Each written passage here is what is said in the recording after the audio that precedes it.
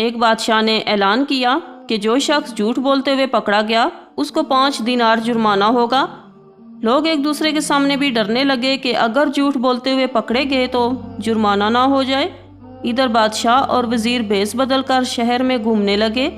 جب تھک گئے تو آرام کرنے کی غرض سے ایک تاجر کے پاس ٹھہرے۔ اس نے دونوں کو چائے پلائی۔ بادشاہ نے تاجر سے پوچھا، تمہاری عمر کتنی ہے؟ تاجر نے کہا 20 سال۔ تمہارے پاس دولت کتنی ہے؟ تاجر نے کہا 70,000 دینار۔ بادشاہ نے پوچھا، تمہارے بچے کتنے ہیں؟ تاجر نے جواب دیا، 1۔ واپس آ کر انہوں نے سرکاری دفتر میں تاجر کے کوائف اور جائیداد کی پڑتال کی تو اس کے بیان سے مختلف تھی۔ بادشاہ نے تاجر کو دربار میں طلب کیا اور وہی 3 سوالات دہرائے۔ تاجر نے وہی جوابات دیے۔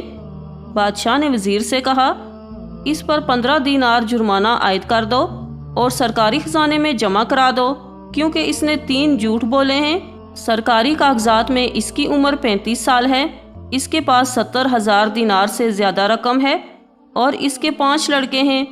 تاجر نے کہا، زندگی کے 20 سال ہی نیکی اور ایمانداری سے گزرے ہیں، اسی کو میں اپنی عمر سمجھتا ہوں، اور زندگی میں 70,000 دینار میں نے ایک مسجد کی تعمیر میں خرچ کیے ہیں، اسی کو میں اپنی دولت سمجھتا ہوں، اور 4 بچے نالائق اور بد اخلاق ہیں، ایک بچہ اچھا ہے، اسی کو میں اپنا بچہ سمجھتا ہوں۔ یہ سن کر بادشاہ نے جرمانے کا حکم واپس لے لیا اور تاجر سے کہا، ہم تمہارے جواب سے خوش ہوئے ہیں، وقت وہی شمار کرنے کے لائق ہے جو نیک کاموں میں گزر جائے، دولت وہی قابل اعتبار ہے جو رائے خدا میں خرچ ہو، اور اولاد وہی ہے جس کی عادتیں نیک ہوں۔ اللہ تعالی ہم سب کو نیک عمل کرنے کی توفیق عطا فرمائے، آمین۔